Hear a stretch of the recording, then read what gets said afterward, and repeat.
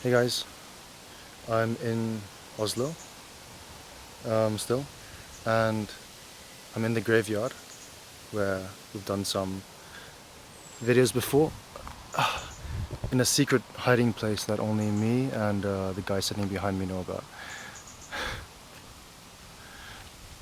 I wanted to get some ideas down about London before I forget, and while they're still fresh in my mind.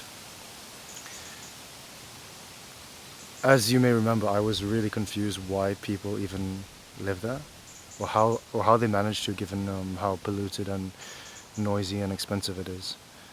Um, it it boggles my mind, especially since I have the privilege of living in Oslo, where it's super clean and green, and yeah, I guess jobs are well paid here. So why? Um,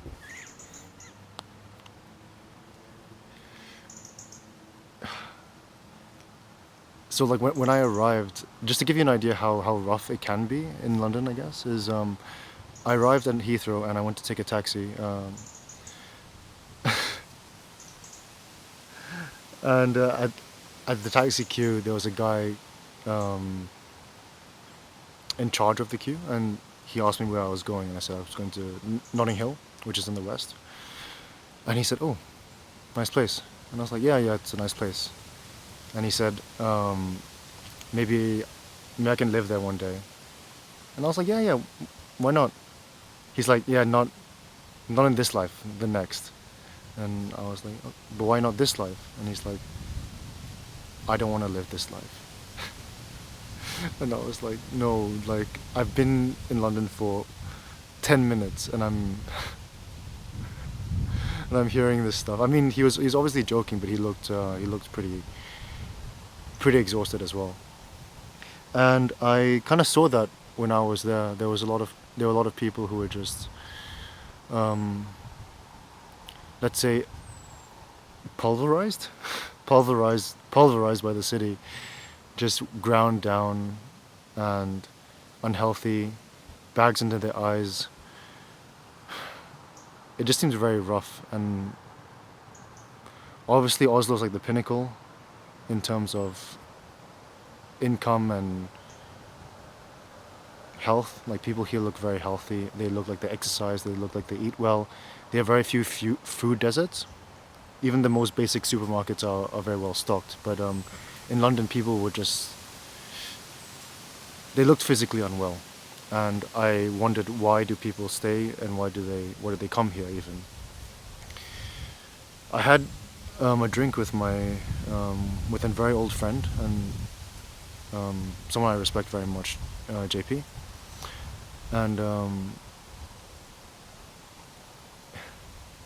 she's from Malaysia and she's lived in Geneva, so she had a lot of context to understand why I was upset or complaining about London, because Geneva is pretty well to do as well. And she said, "Well, Tim, you don't live in the real world." And I was taken aback by it because obviously, I mean, she was joking, but there was some, like, she meant something by that too, because you don't really see that much poverty in Oslo, at least explicitly. You don't see that much suffering, and you don't see that much variety either. So I don't really agree that having a monopoly on suffering equals more realism, but that's kind of a different point. Um, but upon reflection, I understand how it's a feeling of realness to her, which I think makes a lot of sense, and makes a lot of sense to many other people as well. To see people that look like you and that come from where you come from is extremely human, and I think it's really important, and a great expression of self-love as well, to be around your people. And I can say I'm not around my people in Oslo at all, um, and it's tough. So that psychological comfort is self-care, and a good foundation for, I think, just life in general. So I see that clearer now. And even if people don't look like you, the sheer variety and diversity means that there are other people who would care about where you come from or how you are. Like, she told me about a friend who, when someone else in the office mispronounced her name, corrected them and said, no, JP name is pronounced like this. Probably better than in any way I could pronounce it, but to have a white person stand up for you like that, it must feel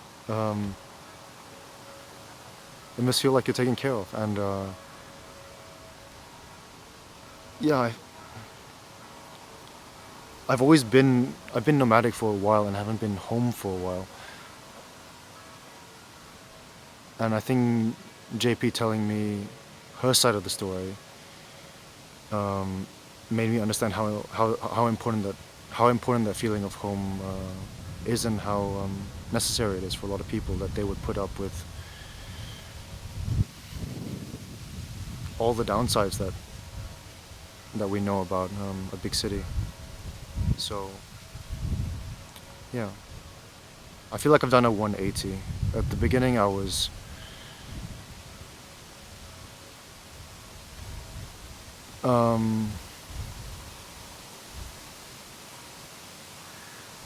more trying to find flaws in JP's logic.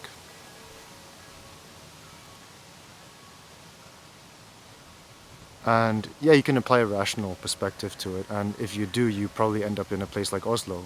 You look at a very clean and cold table of income and social mobility and job opportunity. You end up in like a place like Oslo or like Geneva. But these don't really capture a human need for feeling like home. And when you have numbers, those are universal, but humans aren't obviously universal. They're unique. So I feel like I've done a 180 in that. And I appreciate that talk I had with JP. So yeah, that's I don't think I'll be moving to London anytime soon. It's a bit too rough for me, but it's made me think in a new way, and made me see the value in things which haven't necessarily been so obvious to me thus far. So yeah, that's my spiel. Peace from the graveyard, and see you next week. And I'll still complain about London, but now we have this nuance. Peace.